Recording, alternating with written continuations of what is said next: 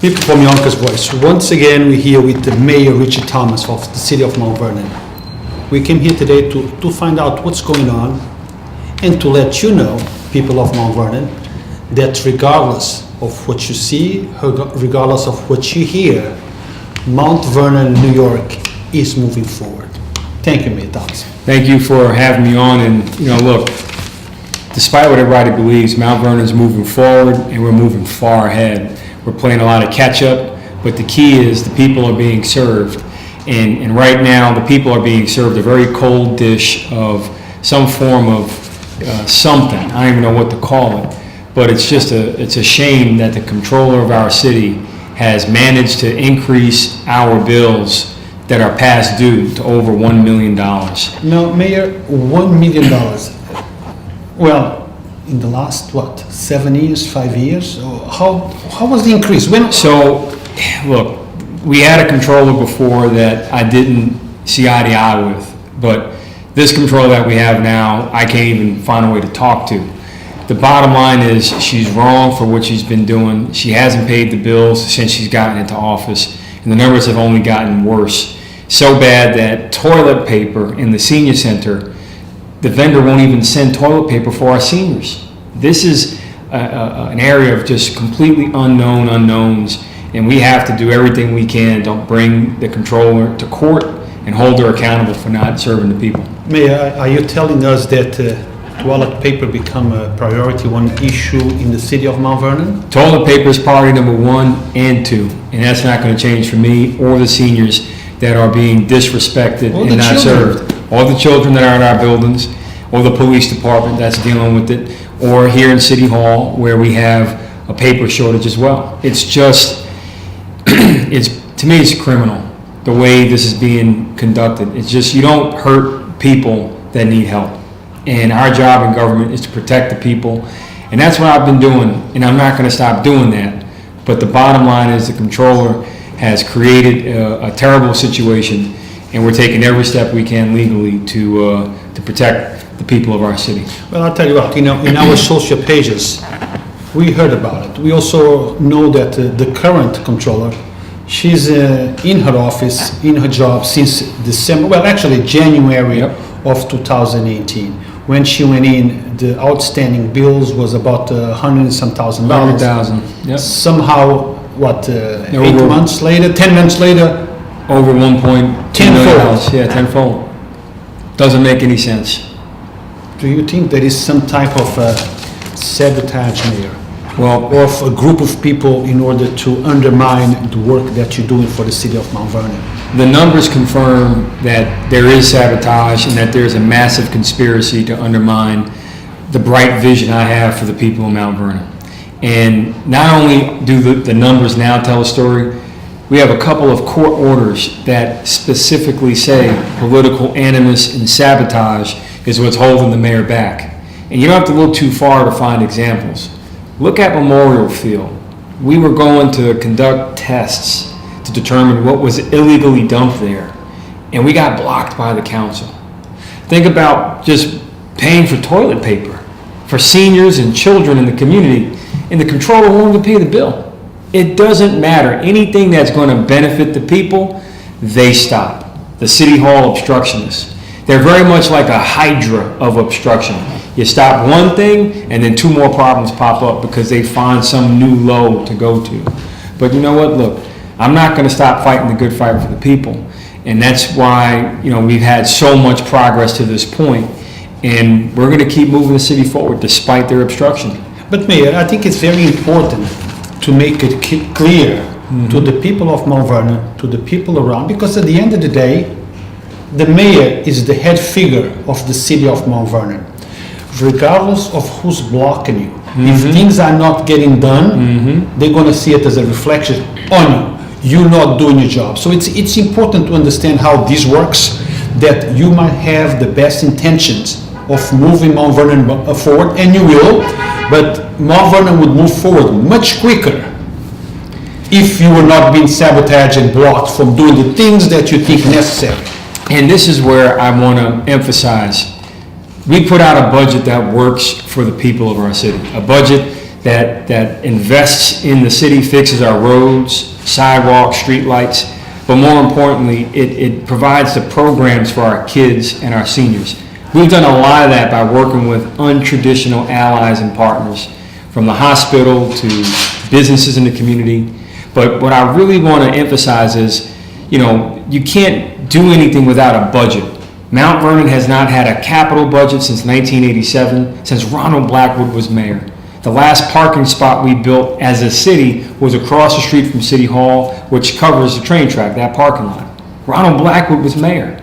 We put forward a capital plan that's going to get us back on track to rebuilding Mount Vernon, building parking garages so people have a convenient experience parking, fixing the bridges with the MTA, making sure our sewers are repaired and we're not violating the Clean Water Act anymore.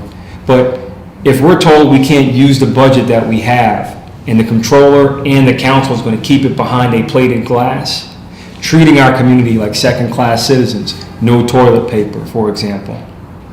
How do you expect us to plow the snow this winter? How do you expect us to fix Memorial Field? You can't do it without the budget, but we've done our best to work with partners, grant dollars, and even the grant dollars are at stake because if we're not providing funds from our budget to match it, we won't get access to the grant dollars. Free money. So I just know that we've been doing everything we can to push Mount Vernon forward. We had great success. Crime is down 32%. Property values are up 10%. And the economy did grow 11%. The third fastest growth rate in the state of New York, and it's not attributed to a one-shot deal. This is real organic growth. We're focusing on fundamentals. Yeah, well, I saw the reports in the city of Mount Vernon. Tax dollars revenues from sales tax went up. That means people are coming to Mount Vernon. So the objective I said is let's fix the economy. Let's get that working. Let's do whatever we can to unleash creativity. We're working with artists. We're working with the restaurant owners. We're doing a restaurant week in November, an arts week in December. You heard it. And we're doing things, you heard it here first. And we're doing things to kind of just create a platform for people to build upon. Mount Vernon was always a platform. That's what Memorial Field was. The Jackson 5, James Brown, college bowl games, high school games, track meets, African Day, the car shows, all the quality of life events for the region happened at Memorial Field. That was a revenue generator. It's also a memory maker. We need to bring that back, and that will help the economy grow even more. So my belief is, when you look at the plans we put out for the past few years, you'll see it's the same thing. The same thing we're asking for now in this upcoming budget. It aims to invest in what's broken to fix it, but do it in a way that doesn't hurt our taxpayers. Now, Mayor, if someone, let's say somebody sees me on the street or sees you on the street and say, look, Mayor, I understand what you're trying to do. And I understand what's going on to prevent you from doing the things that you are trying to do. What can I, as a citizen of Mount Vernon, can do to help you? Two things. One, look at the facts, look at the numbers, take a look at what's going on and inform yourself. That's the first thing. Let's say I've done that. I've done that, and I think you're right. What's the next step? The next step is to pick up the phone, call your council member, call the comptroller, send an email, send a letter, make it clear to them that you're paying attention and that you're not satisfied. I'm not satisfied. It can always be better. And I think when you focus on what is at stake here, what's at stake is the future.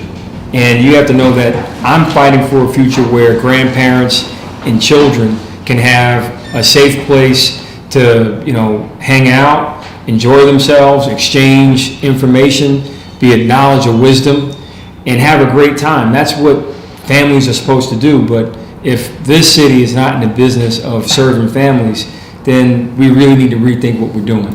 And for the past 10 years, Memorial Field's been shut. And for the first time in a decade, we have progress. And I want to reflect on some of that progress. Think about it. Monies were spent, $1 million was spent demolishing the grandstands. That never happened. Where did the money go? These are all questions that we all ought to be asking. Who was the mayor back then? Former mayor was Clinton Young and then Ernie Davis. But again, when you look at what has not happened versus what has happened since I've taken office. You know, City Hall haters want to take away the gains that we've given to the community. We've given Mount Vernon back in many ways. Youth sports is coming back to life. New life is coming in terms of the Pumpkin Blaze and other quality life events. We have a Run for a Cause coming up. But so many great things are happening.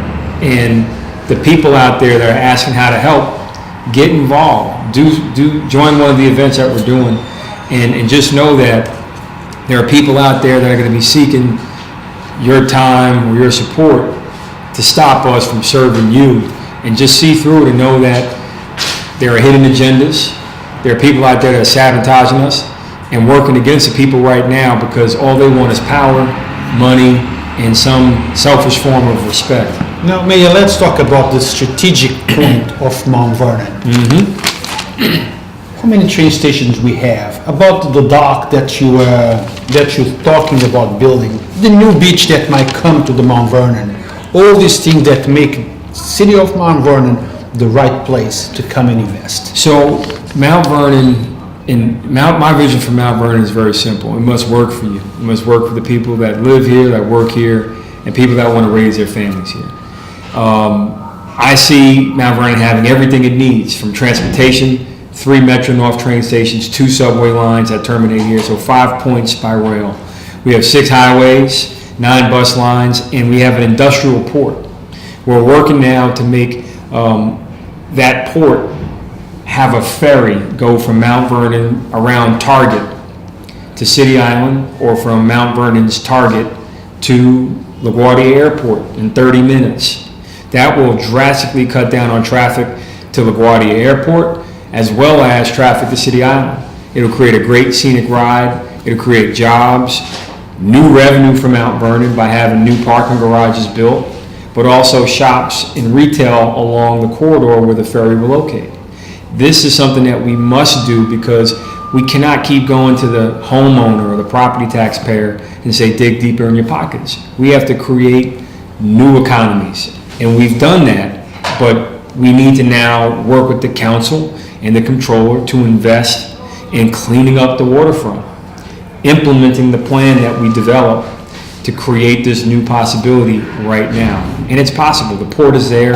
We just need to bring it to life. So let's talk about 2 more subjects. One, you already touched lightly on it. It's crime. A lot of people are saying that crime in Mount Vernon is going up, unsolved, the murders are not being solved.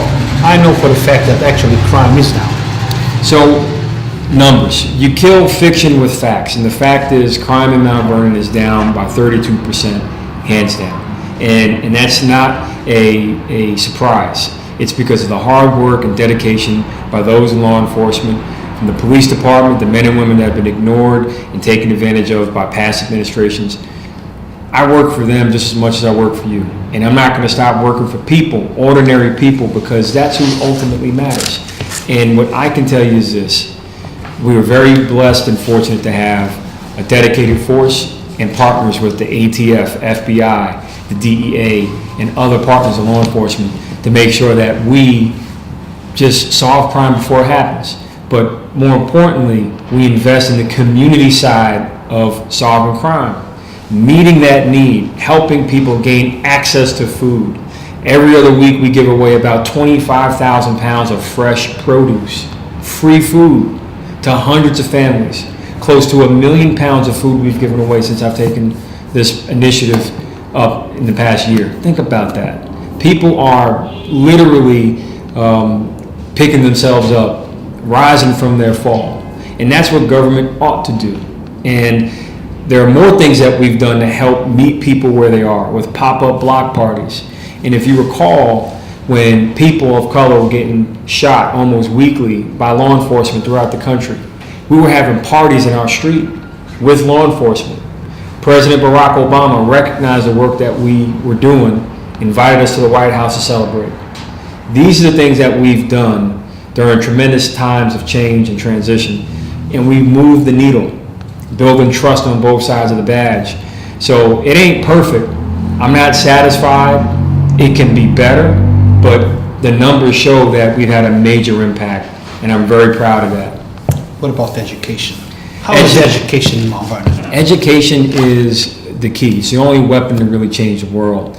And what we've done is redesign the way our Youth Bureau and Recreation works. It works around what the school district is teaching our kids, and we're offering a curriculum per se to extend the learning day. We've also worked with our partners in the nonprofit space to match grant programs that are already available, maybe not funded by us, but just finding programs out there that help train people for new types of jobs. Partnering with West Hab, which is opening a new job training facility on South 4th Avenue. That's a $500,000 investment that they made because we asked to partner with them. These are the things that are going on. We're connecting this network of disconnects and activating the economy again. And there's going to be a lot of growth here. And I want to be very clear that the policies that we've designed are designed to provide housing for people that live here, artists that don't want to leave because rent is going up. We created policies that say $800 a month for a loft for an artist. And if you teach kids or seniors your craft, be it making fashion, making art in any kind of form, that will go towards your rent. That's innovative. That keeps the continuity. But these are the things that they don't want me to implement because it's for the people. They want the old days where they can get a loan for $6 million at 1%. And not have to pay it back for 37 years. Well, you know, Mayor, if they would allow you to implement those programs, then you would disarm them because then they have nothing to criticize you for. Well, the question is, why do they need to criticize? The problem is the enemy. I'm not the enemy. They need to think about crime as the enemy, but instead they eliminated, they being the council and controller, eliminated funding for the police commissioner and 20 cops. Who was the police commissioner in 2017? Me. So what did I do? I rolled up my sleeves and worked hard. What's going on with Memorial Field? How come it took 2 years to get funding to actually 3 years, to pay the engineer to finish the test on the dirty dirt that was illegally dumped there? We're talking about $12,000. Why would they fight me for 3 years for that? Mm-hmm. They did that because they don't want Memorial Field to open or be fixed for the people. That's it. If they really were about what they say they were about, we would have had this thing up and fixed already. It would have been done. But instead, they want to have a political fight and prepare for political war while trying to profess policy peace. The two can't coexist. And that's why I'm not going to stop fighting for the people. Well, Mayor, just to end this interview, before the interview, I have 1,000 questions to ask you. But as we go on, sometimes I forget this one or that one. Is there anything that I should have asked you, or maybe anything that you wanted to bring up? We're going to take this opportunity of this interview, not just to talk to the people who already lived in Mount Vernon, but also for the people that might be thinking about coming to Mount Vernon and invest in Mount Vernon. Take this opportunity too. Mount Vernon is rising, and we're making it work responsibly again.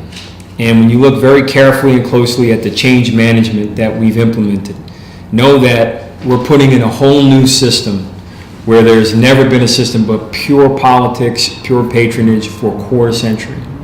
And you can look at it, you can see, since the 80s, roads have not been paved, parking garages haven't been built, and we're putting in a whole system that's going to make it possible for you to raise your families here.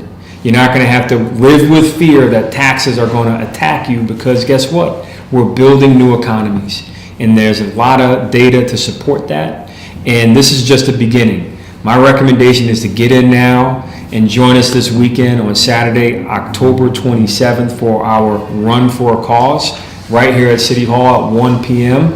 And it's going to be basically, you pick your powder, pink for cancer awareness, purple for Alzheimer's or domestic violence, red for heart disease.